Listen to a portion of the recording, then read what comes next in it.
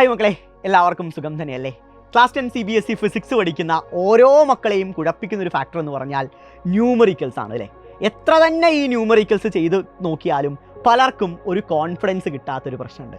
So അത് solve ചെയ്യാനുള്ള 3 ട്രിക്കുകളാണ് നമ്മൾ ഈ വീഡിയോയിൽ ഡിസ്കസ് ചെയ്യാൻ പോകുന്നത്. സോ എല്ലാവരും വീഡിയോ ലൈക്ക് ചെയ്ത് തന്നെ കാണാൻ തുടങ്ങുക. വീഡിയോ ഇഷ്ടപ്പെട്ട് കഴിഞ്ഞാൽ ഉറപ്പായും ഫ്രണ്ട്സിലോട്ടൊന്ന് ഷെയർ ചെയ്യാം.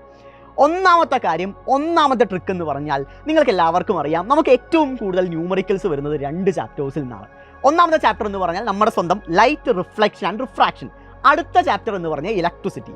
ഈ 2 ചാപ്റ്റേഴ്സിനുള്ള ന്യൂമറിക്കൽസ് ക്രാക്ക് ചെയ്യണമെങ്കിൽ പ്രധാനമായും നിങ്ങൾ മനസ്സിലാക്കേണ്ടത് ആ ന്യൂമറിക്കൽ ക്വസ്റ്റ്യൻസ് അടിസ്ഥാനമാക്കിയുള്ള ഫോർമുലാസ് ആണ്.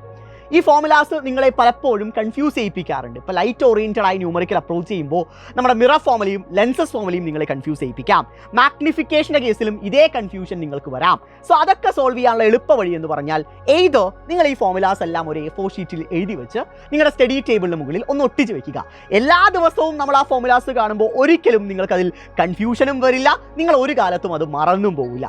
ഓറൽസ് അതല്ലെങ്കിൽ നിങ്ങൾ ചെയ്യേണ്ട പരിപാടി ചാപ്റ്റർ വൈസ് ഫോർമുലാസ് എല്ലാം ഒരു പുസ്തകത്തിനകത്ത് എഴുതി വെക്കുക.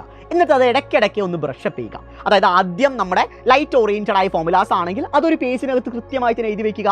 അതിനകത്ത് മിറർ ഫോർമുലയും ലെൻസസ് ഫോർമുലയും മാഗ്നിഫിക്കേഷനും പവറും എല്ലാം ഉൾപ്പെടുന്ന രീതിയിൽ കൃത്യമായ ഫോർമുലാസ് നിങ്ങൾ ആ പുസ്തകത്തിനകത്ത് എഴുതി വെക്കുക. എന്നിട്ട് അടുത്ത ചാപ്റ്റർ ഇപ്പോൾ ഇലക്ട്രിസിറ്റി ഓറിയൻറ്റഡ് ആയ ഫോർമുലാസ് ആണെങ്കിൽ അത് നെക്സ്റ്റ് പേജിനകത്ത് എഴുതി വെക്കുക. ഇതെല്ലാം ഇടയ്ക്കിടയ്ക്ക് ഒന്ന് നോക്കി ബ്രഷപ്പ് ചെയ്യുക. സോ ഫോർമുലാസ് നിങ്ങൾക്ക് യൂസ്ഡ് ആണെങ്കിൽ പകുതി പ്രോബ്ലം സോൾവ് ആയി കഴിഞ്ഞു. അടുത്തതെന്ന് പറഞ്ഞു വെച്ചാൽ PYQs ആണ്. സെക്കൻഡ് ട്രിക്ക് എന്ന് പറഞ്ഞാൽ PYQs ആണ്. എന്താണ് പ്രീവിയസ് ഇയർ ക്വസ്റ്റ്യൻസും ഇതും തമ്മിലുള്ള ബന്ധം എന്നായിരിക്കും നിങ്ങൾ ആലോചിക്കുക. മക്കളെ, ഈ പ്രീവിയസ് ഇയർ ക്വസ്റ്റ്യൻസിന്റെ പ്രാധാന്യം എന്ന് പറഞ്ഞാൽ അവസാനത്തെ ഒരു 5 ഇയേഴ്സിന്റെ PYQs നിങ്ങളൊന്ന് എടുത്തു നോക്കുക. അപ്പോൾ നിങ്ങൾക്ക് കുറേ റിപ്പീറ്റഡ് ആയ പാറ്റേണിലുള്ള ന്യൂമറിക്കൽസ് കാണാൻ പറ്റും.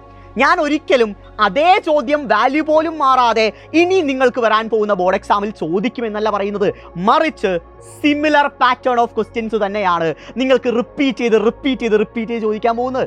സോ അതിനാൽ തന്നെ ഏതൊക്കെ കൈൻഡ് ഓഫ് ക്വസ്റ്റ്യൻസ് ആണ് ഓരോ ടോപ്പിക്കിൽ നിന്നും ചോദിക്കുന്നത് എന്ന കാര്യം നിങ്ങൾ മനസ്സിലാക്കുക.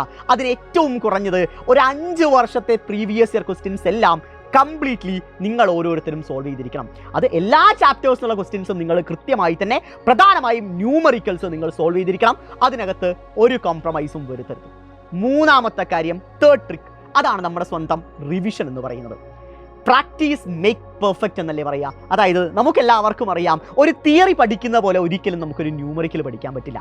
അവിടെ നിങ്ങൾ പ്രാക്ടീസ് ചെയ്തുകൊണ്ടേയിരിക്കണം. ഒരു ക്വസ്റ്റ്യൻ നിങ്ങൾക്ക് പുതിയതായിട്ട് ഫീൽ ആയി കഴിഞ്ഞു വെച്ചാൽ അത് ഉറപ്പായും നിങ്ങൾ സോൾവ് തന്നെ ചെയ്ത് അത് പ്രാക്ടീസ് ചെയ്യേണ്ടിയിരിക്കുന്നു. അതായത് കണ്ടു മനസ്സിലാക്കാം എന്നൊരു മെത്തേഡ് ന്യൂമറിക്കൽസിനെ സംബന്ധിച്ചില്ല. സോ ഒന്നിൽ കൂടുതൽ തവണ കൃത്യമായി തന്നെ സോൾവ് ചെയ്ത് നോക്കുക. നമുക്ക് എല്ലാവർക്കും അറിയാം, ഒരിക്കലും നമുക്ക് കാൽക്കുലേറ്റർ എക്സാം ഹാളിൽ കൊണ്ടുപോകാൻ സാധിക്കില്ല. സോ ചെറിയ കാൽക്കുലേഷൻസിലെ മിസ്റ്റേക്ക് പോലും നിങ്ങളുടെ ഫൈനൽ ആൻസറിനെ വലിയ രീതിയിൽ ബാധിക്കാൻ ഇടയുണ്ട്. സോ ഓരോ ചെറിയ കാൽക്കുലേഷൻസും പ്രാക്ടീസിലൂടെ മാത്രമേ നമുക്ക് പെർഫെക്റ്റ് ആയിട്ട് മാറ്റാൻ സാധിക്കുകയുള്ളൂ. സോ ഈ 3 കാര്യങ്ങൾ നമ്മുടെ ന്യൂമറിക്കൽസിനെ സംബന്ധിച്ച് നിങ്ങളൊന്ന് പ്രാക്ടീസ് ചെയ്ത് നോക്കുക, നിങ്ങളൊന്ന് ഇംപ്ലിമെൻറ്റ് ചെയ്ത് നോക്കുക. ഉറപ്പായും നിങ്ങൾക്ക് എല്ലാവർക്കും റിസൾട്ട് കിട്ടിയിരിക്കും. സോ വീഡിയോയെ പറ്റിയുള്ള ഫീഡ്ബാക്കുകൾ താഴെ ഒന്ന് കമൻറ്റ് ചെയ്യുക. All the best.